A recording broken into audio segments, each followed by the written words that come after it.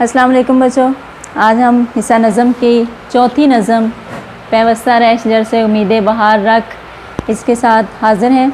हमारा आज का लेक्चर नंबर 9। अल्लामा इकबाल इसके शायर का नाम, जो किसी तारुफ के मोहताज नहीं है। मुफ़क्किर पाकिस्तान, शायर इस्लाम, हकीमुल उम्मत जैसे अलकाब से नवाजे गए। आज हम उनकी नज़म पैवस्ता रह शजर से उम्मीदें बहार रख के साथ हाजिर हैं, इसकी तशरीह करेंगे। पहला शेर इसका, डाली गई जो फसले ख़ज़ां में शजर से टूट, मुमकिन नहीं हरी हो सहाबे बहार से। डाली मुराद टहनी, फसल मौसम, ख़ज़ां पतझड़, शजर दरख्त।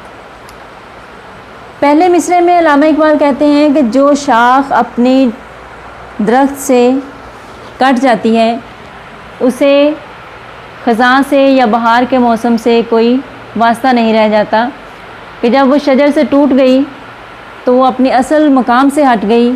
अब उस पर हमेशा के लिए ख़ज़ां का मौसम तारी हो गया, चाहे ज़माने में कितनी भी बहारें आ जाएं। मुमकिन नहीं हरी हो सहाबे बहार से।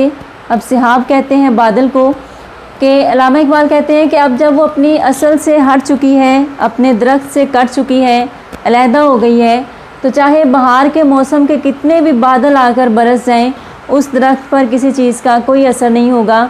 इस नज़म को एक मिसाल बनाकर अल्लामा इकबाल मुसलमानों के लिए पेश करते हैं कि जो शख्स अपने असल से, अपनी मिल्लत से कट जाता है, उसके लिए फिर ज़माने में मुश्किलात बढ़ जाती हैं, उसे अपने असल मुकाम पर वापस आना मुमकिन नहीं रहता। जब एक शख्स अपनी मिल्लत से अलग हो जाता है तो फिर उसे अपनी मुल्क और कौम के साथ कोई वास्ता नहीं रह जाता। दूसरा शेर है लाज़वाल अहदे ख़ज़ां उसके वास्ते, कुछ वास्ता नहीं है उसे बरगो बार से। लाज़वाल लाफ़ानी, जिसको कभी ज़वाल ना हो, अहदे ख़ज़ां, ख़ज़ां का मौसम, ख़ज़ां का दौर, वास्ता ताल्लुक़, बरगो बार फूल और पत्ते।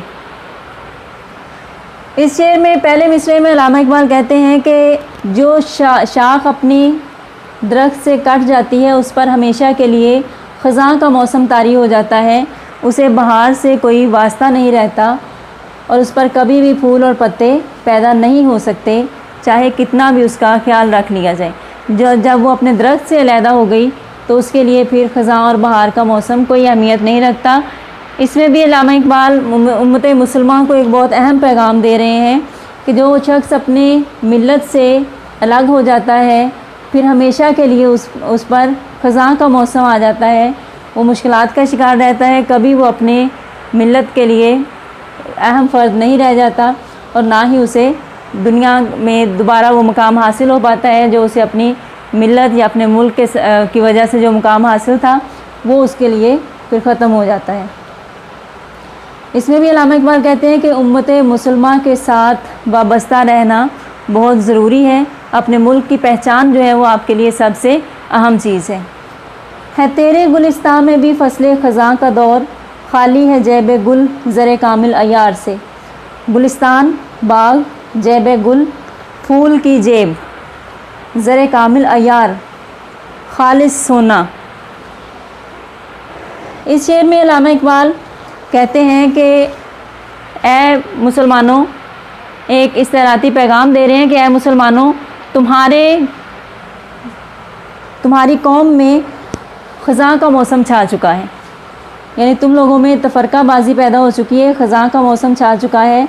खाली है जैब गुल ज़रे कामिल यार से, यानी तुम लोगों में जो एक खालिस सिफ़ात थी मुसलमानों की वो ख़त्म हो चुकी हैं।